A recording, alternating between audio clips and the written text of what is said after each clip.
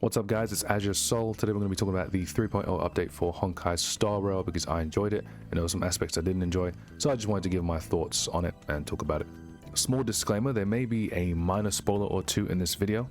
There will be some comparisons, so if you're heavily offended by games being compared to your game, do not finish this video. There will be timestamps throughout the video, so you can skip to whichever part you're after, or if you only care about the rating, you can just skip there. So we're going to start off with the story. I'm going to go straight into the pacing. I think the initial prologue was well done. That was fine. I didn't have any issues with that. I was enjoying that. Then when we get to the planet, it's just boom, we're knocked down out the sky. Boom, it goes from there. We meet Finon, we meet Tribi, like that whole little intersection, and we get to Okuma, and we're defending Okuma immediately. Like, I did like that. I feel like the balance between the action and the yap, as everyone likes to call the dialogue, I think there was a good balance between those two. Up until, I want to say it slowed down after that. After the whole action bit and we slowed down, we like, Aglaya wanted to talk to us about Okuma. But a good example is when they're explaining the lore of the city to us. I don't think they did a good job with that. Like, we had to sit there and drone on at this fountain, right?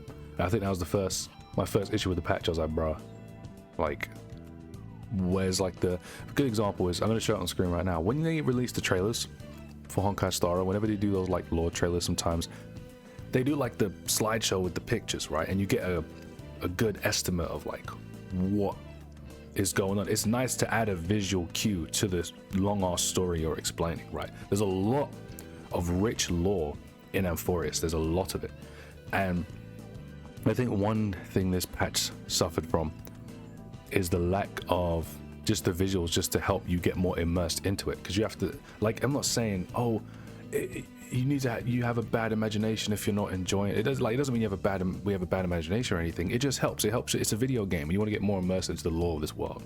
And this fountain is sitting there droning on about the story to the point it then changes accents. It's like, oh, let's do like a TLDR version of it, right? And then it's just annoying like other voice on the fountain. And then it still doesn't work, and then a guy goes to explain it, and I'm like, cool, but I just wish whenever they explained like big lore dumps in parts of the 3.0 story in general, that they had like a PNG, like a picture slideshow along with it, because it helps. A good example is they do this on some Genshin event show. They do an event on Genshin, and then there'll be like a slideshow sometimes near the end of it's not a real cutscene, it's just a slideshow of pictures with some dialogue, or sometimes they even do it in the story, and it just helps. It honestly helps a lot when it comes to building your world, right?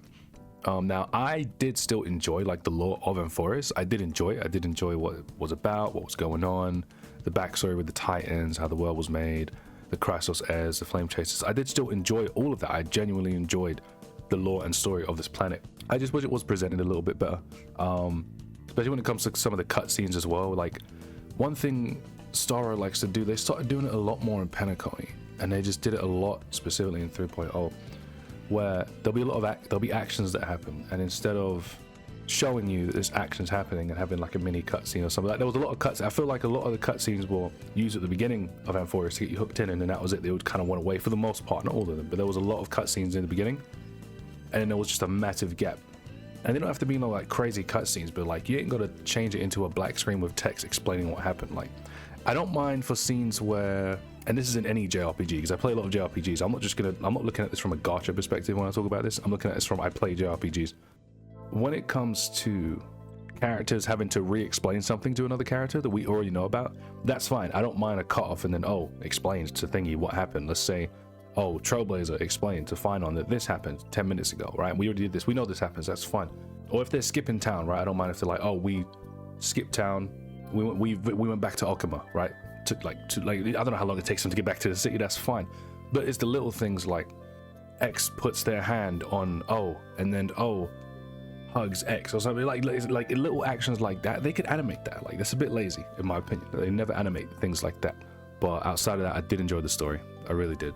So don't worry, I'm not like negative Nancy. I just wanted to get that out of the way. I did really enjoy the lore and the story. But yeah, we're gonna move on to the next segment now, which is characters.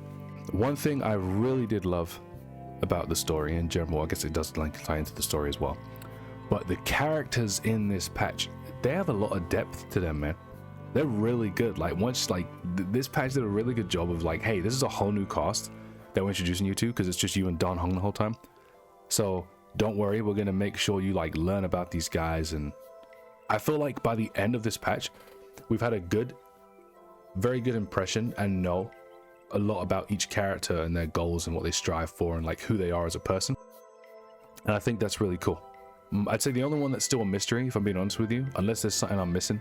I did do the side quest where they mentioned about her getting the core flame, but unless I'm missing something, I think Tribby, Trian, and I always forget the third one's name, but those guys, her, I think she's like the one character we probably know the least about in terms of like, at least that's what I got going through the story. That is the impression I got. Again, this is my review, right? So this is my impression of the game.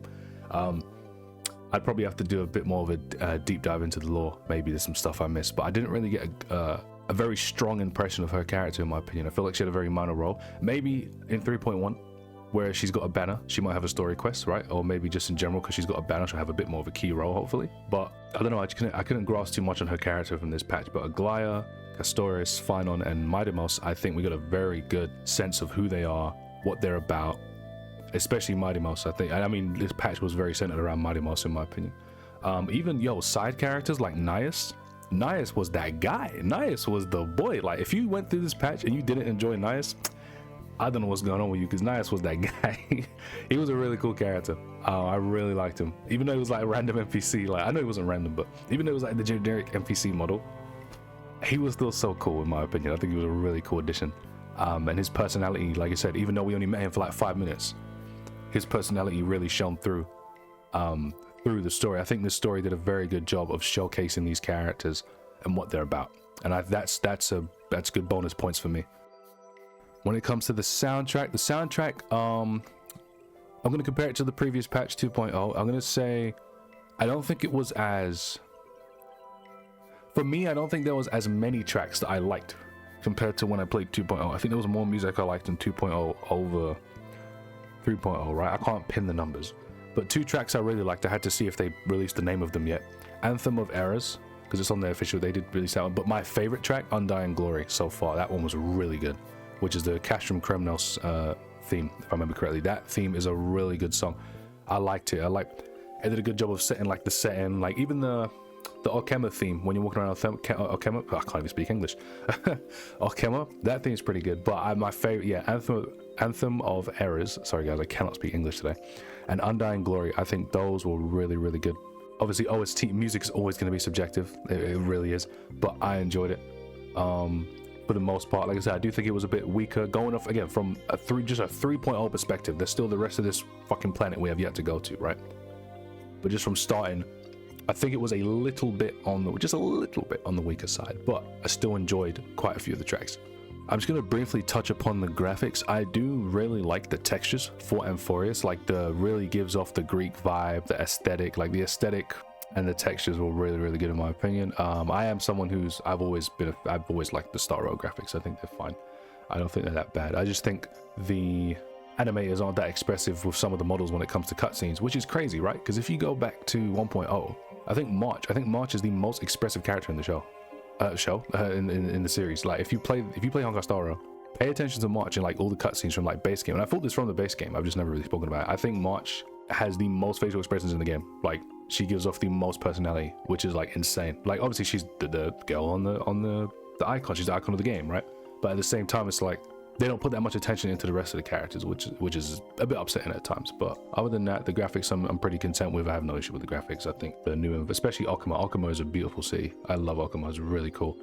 Castrum Kremnos was okay. I did like, again, minor spoiler here, I did like when we went to the past version of Castrum Kremnos, that was lovely. Like the present Castrum Kremnos is kind of ugly, but the OG Castrum Kremnos, that place was good. I would also like to briefly add in that the cutscenes, the actual like the proper cutscenes, they were beautiful. They were sick, man. Even though a lot of them were quite short. And since we're in the graphics segment anyway, I'm going to briefly talk about the enemy designs. I think the Titankin designs were really cool. Major spoiler here for the final boss. I think Nikador's final design, the fact they were building up this fight with Nikador, and then you get to him and then like he didn't look too much different from the fake version that we fought, the dummy that you want to call it, the clone that we fought in Okuma. Now I get it, it's a clone, right? It's not gonna look much different, but I don't know, it was underwhelming, man. I was a bit underwhelmed. Like his moves were cool, like the moveset dope with a massive sword, that shit was fire, but My beef was the design, strictly the design of the boss compared to already fighting the fake version. I'm like, I wish we never fought the fake version because I was personally underwhelmed. I just wasn't a big fan of his design, but the moves were cool.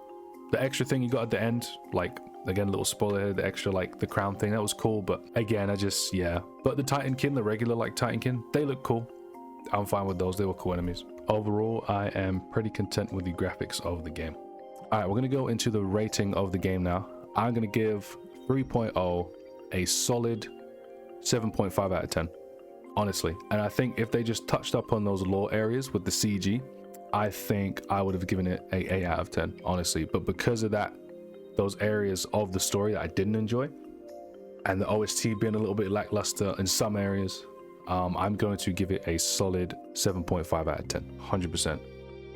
And that is all I have to say about 3.0. There is a bit more I have to say, but if I stray away from my bullet points, I'm going to sit here yapping for 30 minutes, and you guys don't want that. So if you made it to this part of the video, thank you, appreciate you, and I'll catch you guys in the next one.